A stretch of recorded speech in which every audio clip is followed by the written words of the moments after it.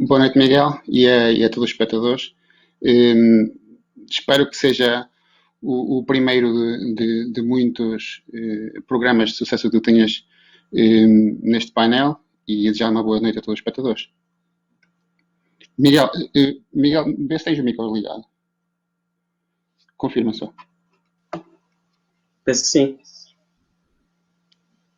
Painel e desejar uma boa noite a todos os espectadores. Ok. Ahm, Primeiro gostava de perguntar como é que tem sido estes tempos de quarentena para ti. Como é que estás? O que é que tens feito? Se foi fácil a adaptação? Queria saber. Alguns comentários. Tem sido complicado, como a parte de todos os cidadãos portugueses que se viram privados da sua rotina. Passo muito tempo em casa, até porque vivo em casa dos meus pais e tenho um de risco em casa e não posso facilitar nesse aspecto. Passo muito tempo a tentar ver alguns jogos de futebol que fizemos nesta época, já vi mais que uma vez todos os jogos que realizamos para poder também passar tempo e ver onde é que podemos melhorar, quer nos aspectos positivos, quer nos aspectos menos positivos que realizamos. Depois do normal, videojogos, passeio higiênico e o normal que alguém possa fazer neste tempo. Claro que sim. O que importa é estarmos seguros acima de tudo. Para dar alguma contextualização, gostava de falar primeiro um bocadinho da tua formação. Começaste muito cedo como jogador no Grupo Desportivo de Chaves. Com que idade é que começaste, estou certo? Como qualquer miúdo desta cidade que gosta de jogar futebol, comecei pelo Desportivo de Chaves. Pelos 7 anos, fui pela mão do meu pai ao treino das escolinhas nas captações e logo no final desse treino fomos convidados ali a assinar um contrato de formação com os Chaves e foram 13 anos a representar aquele grandíssimo clube. Sempre começaste como guarda-redes ou foi um processo? Primeiro começaste mais à frente e só mais tarde te colocaram entre os postos? Sim, comecei porque antigamente jogávamos muito futebol de rua e aqui no prédio onde eu moro, se quisesse jogar com os mais velhos tinha que ir à baliza. E como, segundo dizem, demonstrava algum talento para essa posição, por aí fiquei até terminar a minha carreira como futebolista. Muito bem. Depois começaste, depois tiveste passagens pelo Pedroços, pelo Belenenses também, equipas da Associação de Futebol do Porto. Depois da tua formação de treinador, tiveste passagens pelo Val de Perdizes, pelos Júniores do Grupo Esportivo de Chaves e agora o Viador. Eu, relativamente a isto, gostava de fazer uma pergunta sobre o teu passado recente.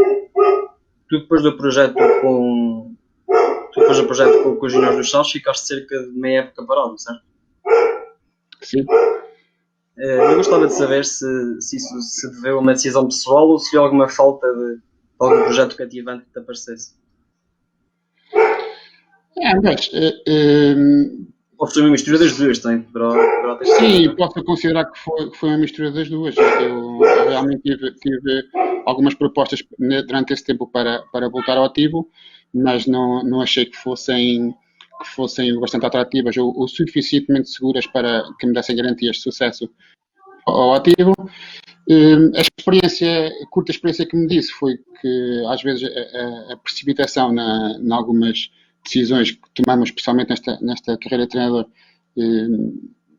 às vezes nos custam caras e aguardei por um projeto que me desse condições de sucesso e o que vai acontecer com este projeto do Vidago. Muito bem. Na sequência da minha pergunta e das tuas palavras, também gostava de saber o porquê de teres aceito o projeto esportivo do Vidago. Bom, a primeira questão sobre isso foi o entusiasmo que me passaram tanto o presidente como o diretor desportivo, em que o desejado era eu e não qualquer outro treinador. Fizeram-me sentir realmente desejado e esse foi o primeiro passo para poder aceitar a proposta. O resto foi as condições que eu propus para o clube e para poder aceitar essa proposta, que era alterar completamente o paradigma do Vidago que era nas últimas épocas, de podermos ter condições para uma equipa a lutar pelo top do campeonato. E essas condições foram garantidas e daí ter aceito essa proposta. Muito bem, e nesta época houve algum momento em especial, algum momento vivido no Vidago enfim, que levasse a tua emoção ou te arrepiasse? Algum momento em específico? Bom, fora de campo, há um momento que me marcou bastante, que foi pela positiva, que foi no início da época, antes de começar a pré-época. Não é normal um grupo de jogadores querer se juntar para jantar, ainda não tinha começado sequer a pré-época antes do primeiro treino. Por iniciativa deles, foi feito esse jantar de convívio e pensei logo nesse dia que estava ali um grupo especial, como o podemos provar em campo semana após semana. Dentro de campo, marco dois que foram marcantes nesta época. A vitória em Serva, pela forma como ocorreu. O Serva, na altura, só tinha vitórias em casa. Sabemos todos que o campo das Baraças é um campo difícil para se jogar. Estávamos a perder ao intervalo e a resposta que eles deram, os jogadores do Vidago, na segunda parte, e conseguimos dar a volta ao jogo, foi de uma equipa que não estava ali para brincadeiras. E depois, na penúltima jornada, minuto 96, com o Nuno Abreu, que deixou arrepiado qualquer pessoa que goste de futebol. Muito bem, eu tenho aqui alguns dados estatísticos de Vidago desta época. Portanto, em 23 jornadas foram somadas 16 vitórias, 5 empates e 2 derrotas. Uma dessas derrotas foi logo na primeira jornada com o Vila de Perdizes. E com estes números e com esta época, que foi sem dúvida bastante boa, eu gostava de perguntar quais são os pensamentos da época desportiva, ainda por cima agora que tu tens visto os vídeos dos jogos ocorridos, coisas boas, coisas a melhorar para o próximo ano. Gostava de saber a tua opinião. Bom, pensamentos sobre a época desportiva, os ensinamentos que nos fazem é que o principal é que não devemos colocar limites àquilo que é a nossa ambição. Nós tínhamos um plantel muito jovem, apesar de termos sido muito falados durante a pré-época por conseguirmos contratar jogadores ao Campeonato de Portugal, mas também fomos buscar jogadores ao Valpassos, fomos buscar jogadores ao Júnior de Chaves, fomos buscar jogadores que transitaram do Vidago. Tínhamos um 11 inicial bastante jovem para este campeonato.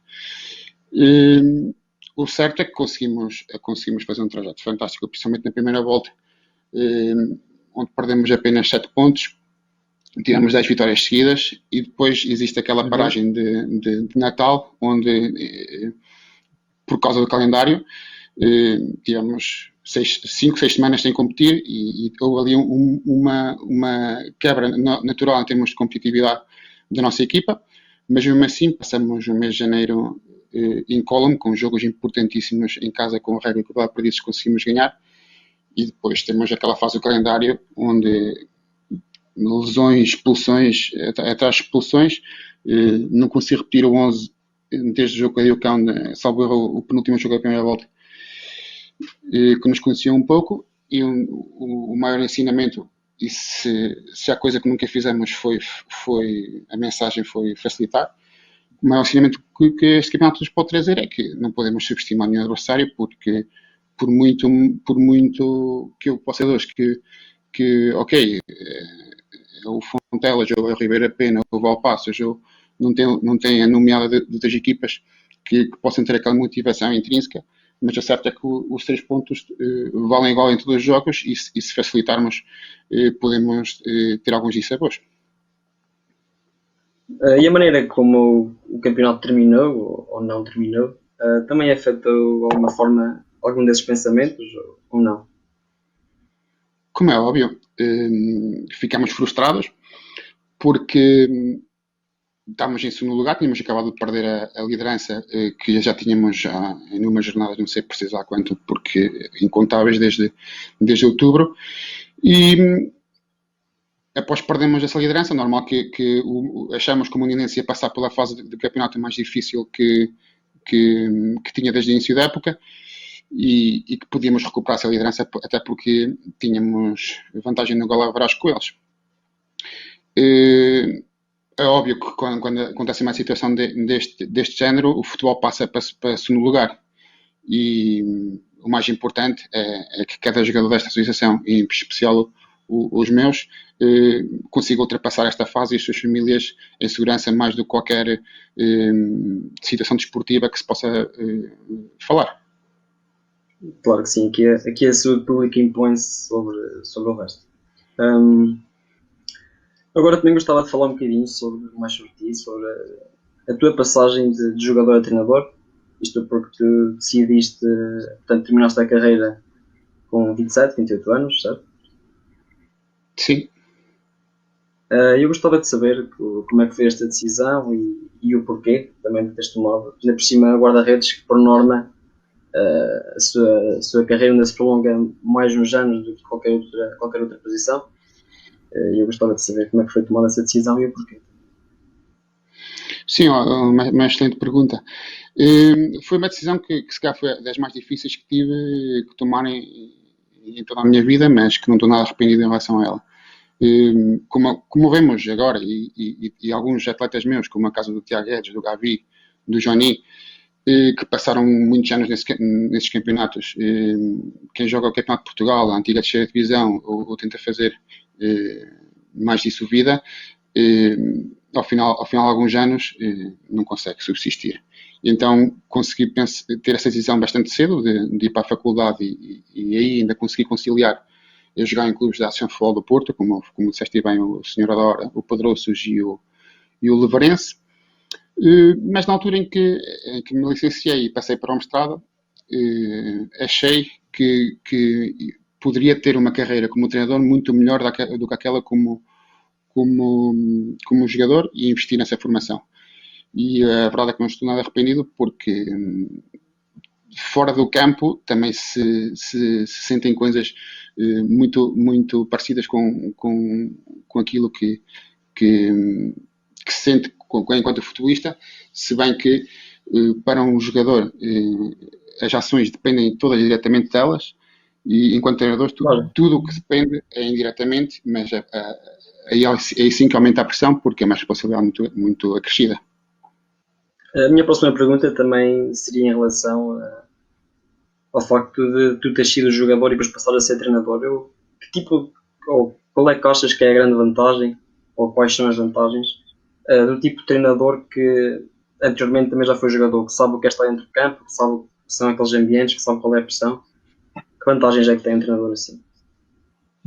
Sim, concordo que haja algumas vantagens, porque a nível de gestão de balneário, a nível daquelas coisas que os jogadores não têm coragem para dizer, quando se sentem bem, quando se sentem mal, alguma coisa que seja do agrado deles ou que seja do desagrado, o passar a mensagem, quem tenha estado sentado a observar outros treinadores e a receber esse tipo de feeling, é muito mais levantado para tomar essa liderança, saber o tipo de postura que tu tens que ter para que essa mensagem passe o mais facilmente possível. E também queria perguntar também uma curiosidade, por norma, os guarda-redes dentro de campo, às vezes já são líderes também por causa da visão que têm uma visão ampla do terreno, conseguem ver algumas limitações que os outros jogadores em campo não conseguem. Se as guarda-redes também te deu mais vantagem pelo facto de poderes ser um líder de campo, também transportas essa realidade de dentro para fora? Bom, o facto é que há bastantes guarda-redes que são treinadores principais, mas sobre isso não tenho uma opinião formada a 100% que seja uma vantagem ou não, porque vemos jogadores que passaram por tipos de posições a serem também líderes e a terem essa capacidade de liderança e a serem também excelentes treinadores. Mas sim, aqui há dias vi uma entrevista do Nuno Espírito Santo, o treinador do Wolverhampton, que falava dessa perspectiva, como ele via o jogo de trás. Ainda hoje, ao analisar a equipa do Wolverhampton, tem essa visão como se fosse atrás da baliza, porque é aquela visão que ele consegue mais facilmente ler o jogo. Uhum. Eu também agora gostava de fazer uma questão sobre. Para nos falares um bocadinho da tua formação como treinador, como é que foi, e também para nos falar da tua experiência no Levante, do teu estágio, aprendizagens, ensinamentos. Bom, em relação à formação, foi feita no Instituto Universitário da Maia, no ISMAI, que para mim é uma faculdade de referência no que diz respeito à formação de treinadores em Portugal. Depois do mestrado, no primeiro ano, onde tivemos um grupo de colegas fantásticos, onde para além dos professores, conseguimos criar ali uma dinâmica de trabalho muito boa.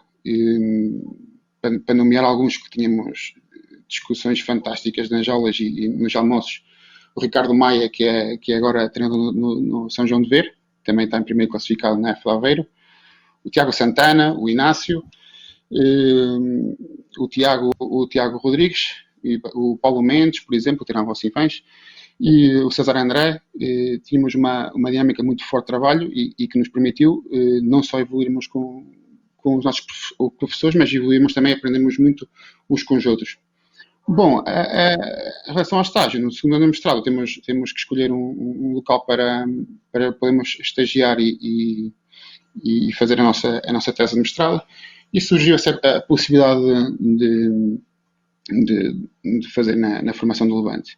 Foi um ano fantástico, onde aprendi muito, quer em termos de modelagem de treino de jogo de uma equipa, como em termos de organização, porque é um clube profissional e que tem todas as condições de trabalho, onde podíamos ver e vivenciar os treinos desde a equipa A, que estava na primeira divisão, como da equipa B, e falar com os treinadores adjuntos, observadores, o que quer que fosse todo o staff, nos era permitido, e essa partilha foi um ano extremamente enriquecedor. Tu nesse estágio conseguiste destacar algumas grandes diferenças, ou as principais diferenças entre o futebol praticado aqui e o futebol praticado em Espanha, por exemplo, ou mesmo formas de ensinamento? Bom, a grande diferença é mesmo a nível de organização, a carga de trabalho que cada treinador tem que ter, não só para o modelo de jogador de equipa, mas principalmente para o projeto de formação, é gigantesca. Desde relatórios a feedbacks, a reuniões, porque trabalha-se muito em função do jogador. Este jogador tem que chegar à equipa a reconhecido potencial para isso, e trabalha-se muito nessa questão, mais a nível de organização do que a nível de modelo de treino, porque falsa modéstia. Tenho a opinião que nós, treinadores portugueses, somos bastante melhores que os espanhóis, mas a nível de organização temos muito que aprender mesmo. Podias explicar um bocadinho melhor essa tua opinião sobre os treinadores portugueses serem superiores aos treinadores espanhóis? Digo mais a nível da adaptação. Normalmente, se calhar estou a generalizar um pouco, porque há certamente treinadores de outras nacionalidades, e os espanhóis também, que consigam ter esta característica que eu vou dizer, mas a principal é a adaptação. Nós, quando surge algum constrangimento, algum problema, imagina num treino, planeaste o treino para 22 jogadores, vais à enfermaria e falta um. Já ali é um problema muito grande. Enquanto nós, portugueses, ok, não há problema, faltam 22, em vez de ser um joker são dois, ou em vez de serem 3 equipas, 3, reduzir ali um jogador, ou vai haver ali mais um joker, e já estás ali a pensar na solução para o problema, enquanto não ficas ali a matutar, tem que ser 22 e vais buscar não sei o quê. É um exemplo, por exemplo, em relação a principal é mesmo essa, a capacidade de adaptabilidade que nós temos em relação a algum problema que possa existir. Mas achas que isso é só no futebol ou também é mais cultural já nosso, português? É provável, sim, que seja transversal em termos de cultura. É muito provável que sim. Muito bem, Amit. Nós temos aqui um desafio para ti.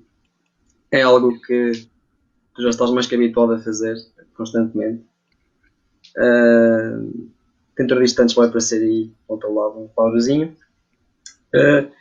E eu ia-te pedir, dentro de todos os jogadores com quem tu já partilhaste balneário, todos os jogadores com quem tu já treinaste, já jogaste, que nos fizesses um 11 inicial com todas as pessoas com quem tu já passaste no futebol.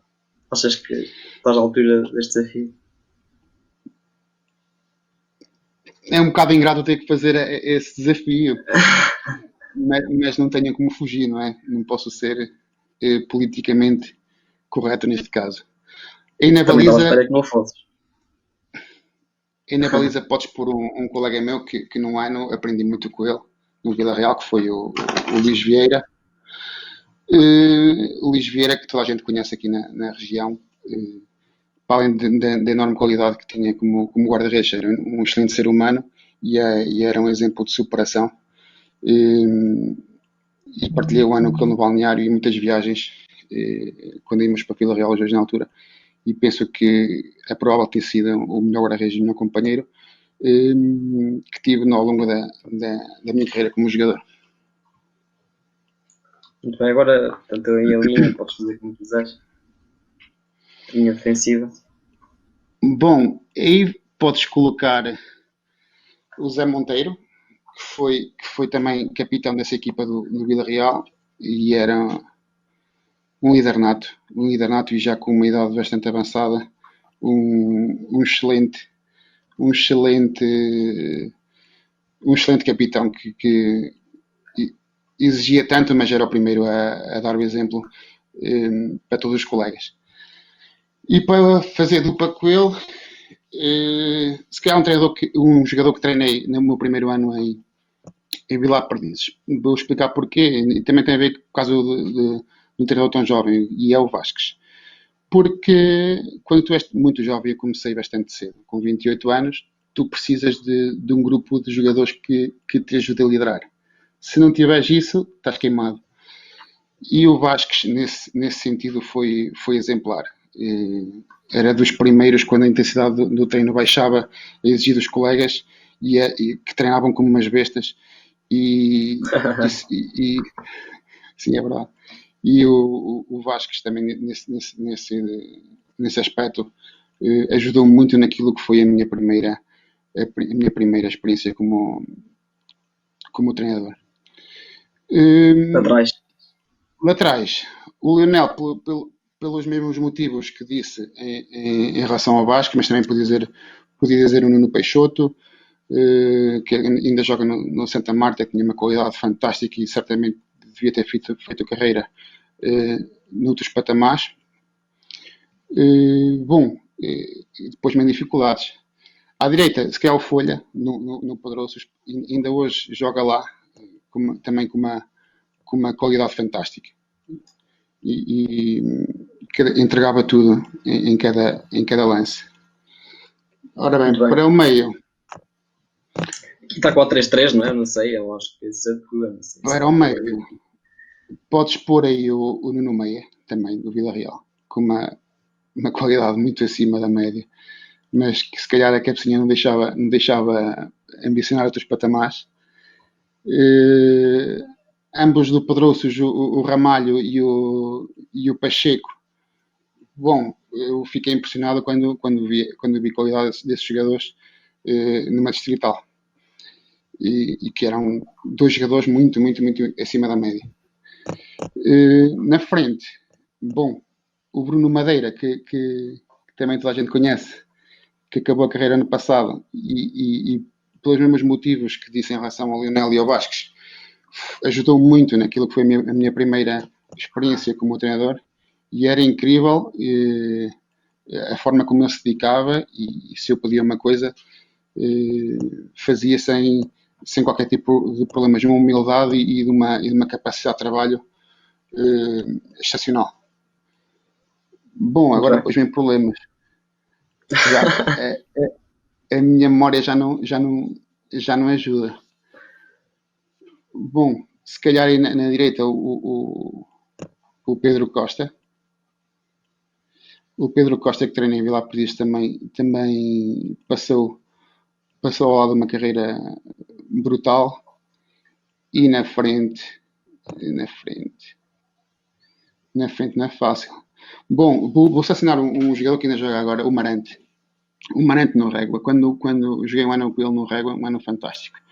Quando mais ninguém podia, o Marante ainda era capaz de dar mais um bocadinho e ainda hoje o faz a defender o seu Régua e que espero que enquanto as pernas conseguirem que ele ainda consiga correr mais um pouquinho. Muito bem, qualidade. Desafio superado. Portanto, Luís Vieira na baliza, Zé Monteiro e Vasques, Lionel e Folha, Nuno Ramalho e Pacheco, Pedro Costa, Bruno Madeira e Marante. Achas que esta equipa se batia bem contra a tua Vidal? Não era fácil. Ninguém nos jogou o Vidago por motivos óbvios, mas cuidado, não é fácil essa equipa bater-se com o atual Vidago. Muito bem, muito bem. Eu agora ia pedir a quem nos está a ver que, lá está, como está a dizer aí, que aproveitasse para fazer aqui as perguntas ao Mister, as perguntas que desejar fazer, estejam à vontade. E a minha tia tira a ti, se fosse possível, que nos partilhasses uma história com tantos anos de futebol, de certeza que tens histórias maravilhosas para partilhar. Eu gostava enfim, partilhasses uma que tocasse especialmente e que achas que merece ser partilhada aqui. Bom, como tu dizes, já são histórias quase sem fim e que até fica com dificuldades de poder contar alguma. Mas vou selecionar uma que contra mim falo que ainda hoje sou objeto de piada, entre aspas, com alguns colegas nesse jogo, na altura Nacional de Júniores, no Limianos, que tinha um campo bastante nem sei arranjar adjetivos para isso.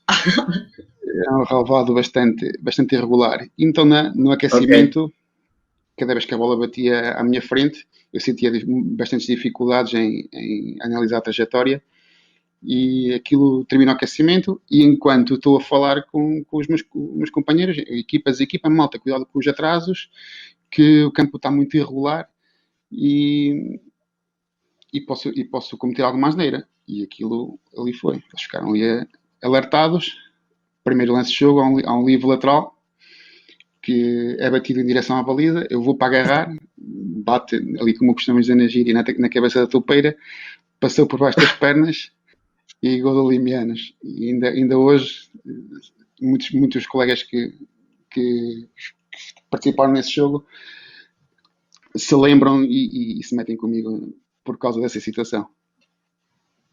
Então escolheste aqui um momento caricato para partilhar, já estou a ver. Sim, para desanuviar um bocadinho o ambiente. Muito bem, muito bem. Agora vamos ver as perguntas que nos fazem aqui. A ver o que é que o pessoal tem a dizer.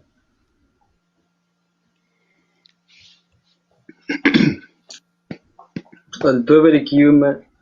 Está aqui uma pergunta de Tiago Guedes. Mister, reforços para a nova época? Pergunta eu. Bom, à semelhança da época passada, entreguei uma lista ao meu diretor desportivo com 33 jogadores, 3 jogadores por posição, e espero que ele consiga a mesma coisa do ano passado, que é os primeiros nomes para cada posição consigam fazer parte do plantel do Vidago. Muito bem, muito bem.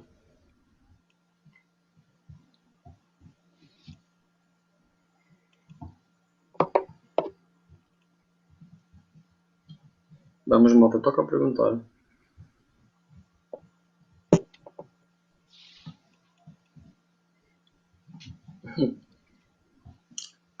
Pergunta aqui do Paulo Lopes, Sr. Presidente. Mister, qual é a dimensão da pressão que colocaste ao diretor desportivo? A pressão do Bruno Castelo é quase inexistente, porque quem o tem a conhecer sabe que é um processo natural para ele, da empatia que cria com os jogadores desde o primeiro momento. E antes de virmos para o Vidago, e antes de virmos nós, equipa técnica, para o Vidago, o que ele me pediu foi Vítor, tenho saudades do Vidago de antigamente. Achas que és capaz de fazer isso? Ó, Castelo, vamos a isso. Mas cá ninguém acreditava que há agora um ano passado que nós iríamos ter essa capacidade. Mas, como eu disse no final da época, eu podia estar descansado porque o Vidago voltou a ser o Vidago. Muito bem. Temos aqui uma pergunta da Jéssica Milheira a perguntar se a maior parte do plantel é para manter. Essa é a nossa intenção. É um plantel que dá garantias para este campeonato, com outro ajuste que acaba por ser natural em face a um campeonato tão longo e como nos mostrou o mês de janeiro e fevereiro com bastantes contrariedades ao nível de expulsões e lesões, mas é a nossa intenção manter praticamente a totalidade do plantel. Muito bem. Temos aqui agora a pergunta do Rafael Guerra. O que achas necessário para chegar ao topo do futebol português / internacional? Bom, Rafa, uma pergunta também deves fazer a ti próprio todos os dias, não é? Não é fácil. E principalmente para nós, treinadores do Distrital, neste momento é o campeonato onde treino. O nosso primeiro objetivo, para quem tiver a ambição de chegar mais longe, é competir no campeonato acima. Mas o que nos tem vindo a demonstrar é que nem sempre a demonstração de competência neste campeonato permite que demos esse passo para o campeonato seguinte. Dou-te um exemplo. Nos últimos campeões deste campeonato, o Carlos Salgado, na altura no Molinense, ganhou o campeonato e a Taça Transmontana e não treinou no Campeonato de Portugal. O Patrick ganhou tudo no Vila Real e não teve a oportunidade para treinar o Campeonato de Portugal. E depois é com alguma estranheza que notas que se dão a oportunidade de treinadores que treinaram noutras associações e que fizeram campeonatos medianos, da meia da tabela ou da meia da tabela para baixo, e vês a treinar no Campeonato de Portugal. Por isso, mais do que essa questão para mim próprio, se calhar preciso um empurrãozinho, que não seja tão só a competência, e depois de dar esse passo que mais do que um passo é um objetivo de treinar no Campeonato de Portugal, poderemos pensar naquele que será o passo seguinte. São muitos fatores, também a sorte, variedíssimas coisas. Mais uma pergunta aqui do Tiago Guedes. Mister, ganhar o Mundial para Portugal ou ganhar a Champions pelo Benfica? Como treinador. Cuidado. Tiago, estás a pôr em questão o meu patriotismo. Em termos de desafio futebolístico, a terminar com a maldição do Bela Gutmann, ganhar o Mundial para Portugal, ali um imbróglio, mas vou apelar ao meu patriotismo e responderia ganhar o Mundial com Portugal.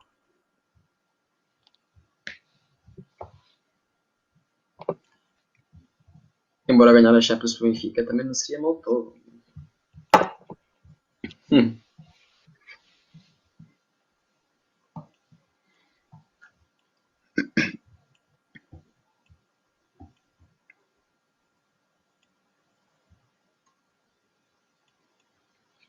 Temos aqui uma pergunta de Zé Souza.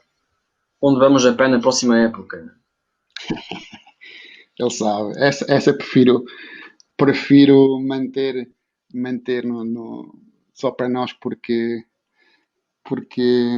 pensávamos que íamos cumprir essa promessa este ano, mas ficou adiada para o próximo ano, mas não te livras dela. Grande abraço ao Zé Souza. Se não lhe parou a máquina este ano no banco, não para nunca mais.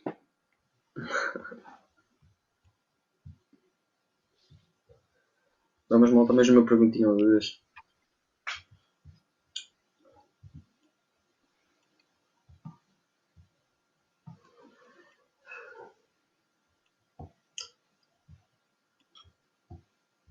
Está com vergonha o pessoal, se calhar.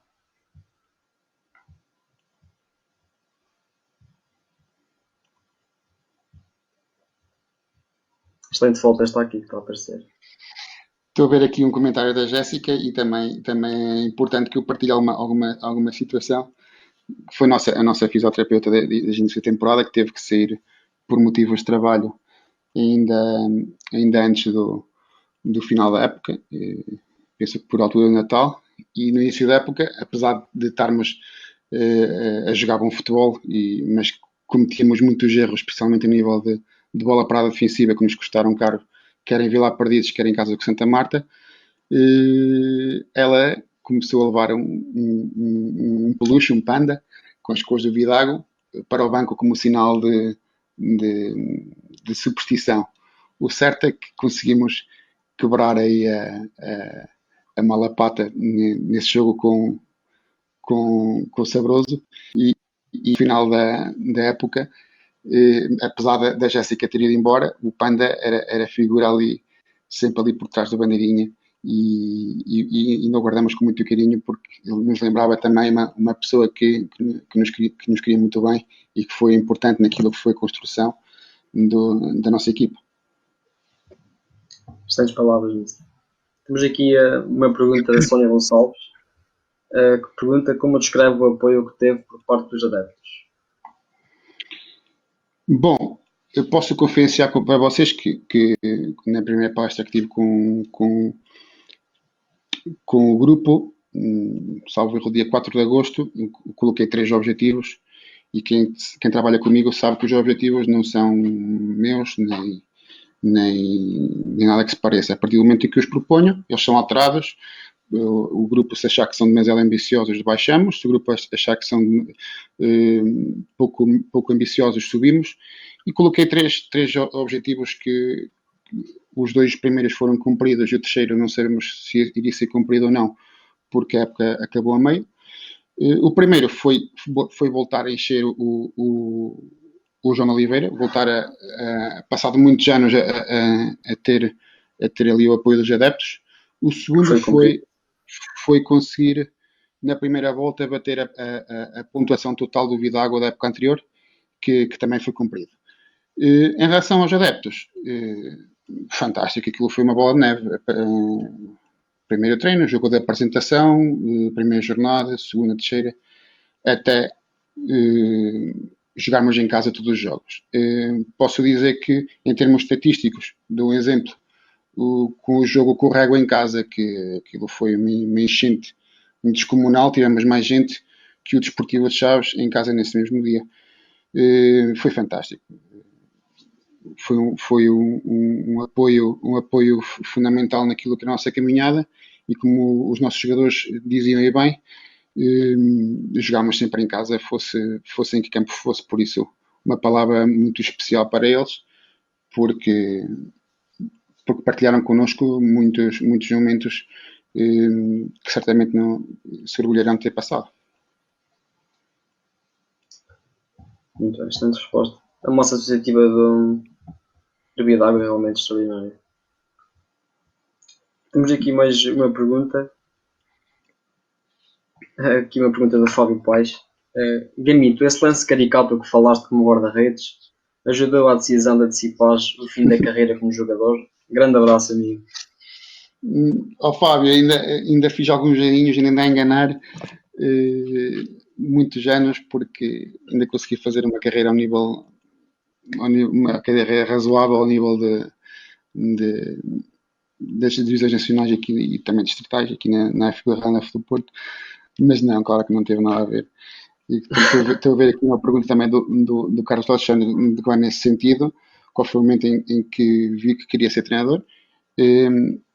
Foi, como eu disse, na faculdade, quando aquele processo, quando entrei, tinha a ideia de tirar curso de Educação Física, que me pudesse dar garantias de futuro. Ser professor de Educação Física era o meu objetivo quando entrei para a faculdade, mas lá me apercebi que tinha bastantes capacidades dentro do treino desportivo que me podiam levar a outra vertente e foi já na faculdade, já no período final da minha licenciatura que tomei essa decisão. Excelente decisão, mister.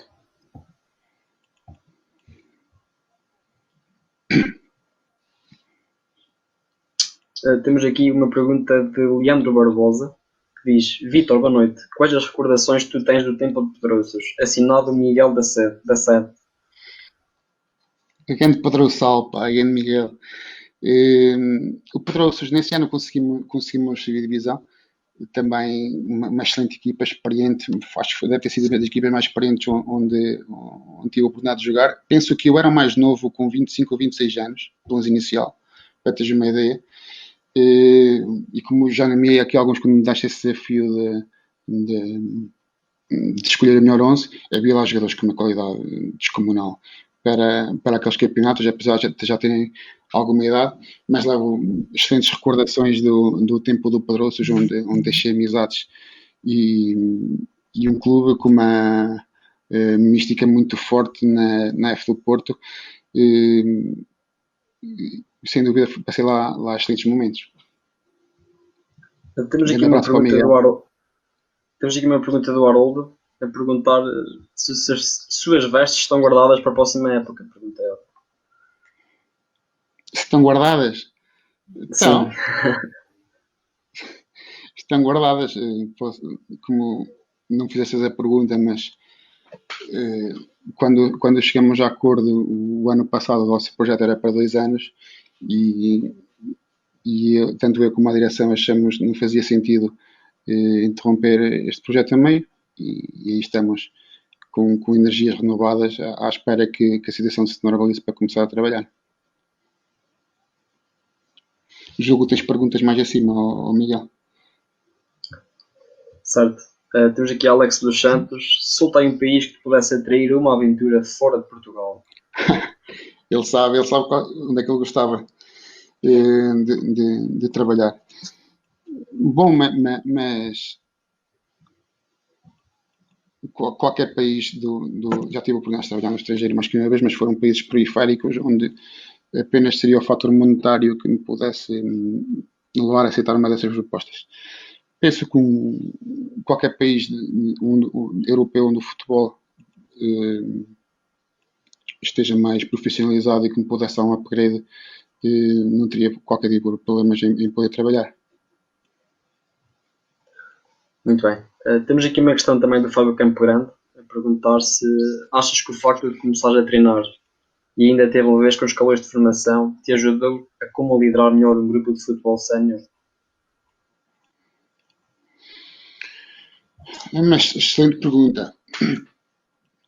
É mais ao contrário, muita gente não saiba, porque não publicito muito isso, porque não faz parte, porque é um projeto totalmente diferente. Eu continuo a trabalhar em escolas de formação, neste caso na Escola Benfica de Chaves, e enquanto eu sentir prazer, eu vou fazer.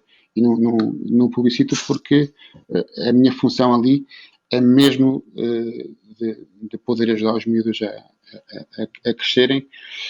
E acho mais ao contrário. O facto de treinar futebol sénior ajudou-me mais como treinador de formação. Explico o porquê. Porque muitas vezes, quando estamos treinador por formação, temos muita preocupação com o resultado, porque, ao fim e ao cabo, o nosso egoísmo como treinador leva-nos a querer vencer e muitas vezes prejudicamos o atleta. Enquanto que, estando presente no futebol sénior ao mesmo tempo, é ao domingo que eu olho para o resultado.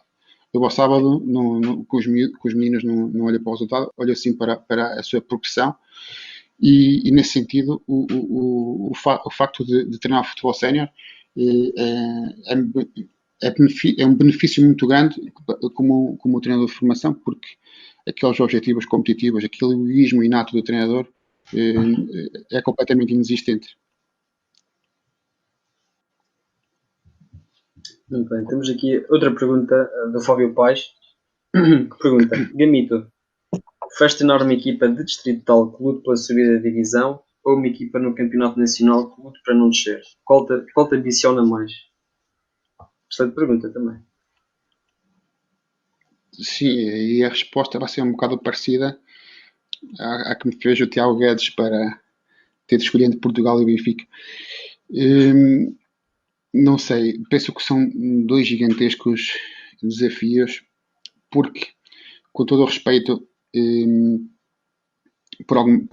pelo Vidago e por outras equipas deste patamar, uma coisa é lutar para subir com o Vidago, com o Vila Pouca, com o Vila Perdizes.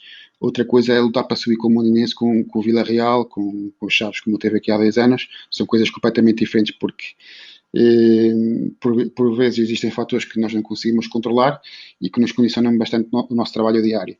E é um desafio gigantesco mesmo poder ambicionar em subir divisão com uma equipa deste prisma. Em relação a lutar para manter, escolher entre uma e outra, como nunca vivenciei nenhuma nem outra, espero poder primeiro ser campeão nesta divisão para depois então pensar em não descer no campeonato seguinte. Pá, foi a melhor resposta que podia ter dado.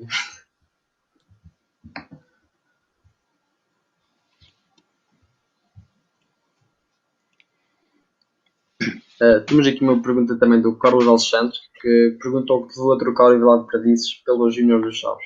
Não sei se quer responder. Bom, quem me conhece bem sabe que foi uma decisão incrivelmente difícil. E tive pouco tempo para poder refletir. Tinha jogado com o Vilar Perdizes contra o Chaves Satélite no dia anterior e cansado do jogo porque tínhamos perdido um jogo de forma tremendamente injusta numa uma equipa fantástica que nós tínhamos e que chegamos a liderar o campeonato com menos de um jogo. E quando acordo tinha inúmeras chamadas para que se proporcionasse essa mudança e tive desde a hora do almoço até a final da tarde para decidir. E o que me levou a querer aceitar essa proposta foi o nível profissional que ambicionava e que o Chaves me poderia dar. Infelizmente tudo o que havia para correr mal correu nesse projeto.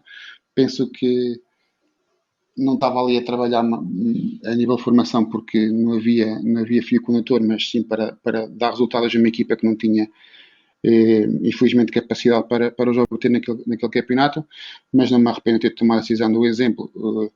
O segundo jogo que faço pelos Chaves foi em Guimarães. A última pergunta, que é aqui do José Ribeiro, para finalizar. Boa noite, parabéns pelo excelente trabalho. Só uma pergunta. Achas que as dimensões reduzidas do campo do Vidago prejudicavam a tua ideia de jogo? Tudo de bom e grande abraço. O Zé deu a segunda derrota neste campeonato, por cima na última jornada. Um treinador muito experiente neste campeonato e que faz uma pergunta muito pertinente e que nós, por vezes, temos medo de abordar em público porque pode soar algo muito tipo de desculpa, mas é verdade que é uma realidade. Porque construímos uma luz de jogo muito assente numa circulação de bola rápida e com uma amplitude total e quem conhecer o campo do Vidago, a amplitude é inexistente. E muitas vezes os adversários para poderem bascular e poderem retirar rápido espaço na zona contrária ao centro do jogo precisam apenas de 1 ou 2 metros para decorrer, enquanto que, por exemplo, num campo como o de Vila Pouca ou de Valpassos, encontramos espaço por fora, encontramos espaço por dentro, conseguimos variar muito o nosso jogo, que era baseado numa posse de bola vertical e numa amplitude, mas é uma excelente pergunta e que também me levou a refletir muito sobre a abordagem que teremos que ter no futuro próximo. Mas já respondi, penso que sim, que nos prejudicava bastante, apesar de nos jogos denominados grandes com equipas do top 5 apenas empatamos um e perdemos em casa com o Vilar Perdizes numa semana muito específica. Ganhamos ao Rega, ganhamos ao Mondinense, ganhamos ao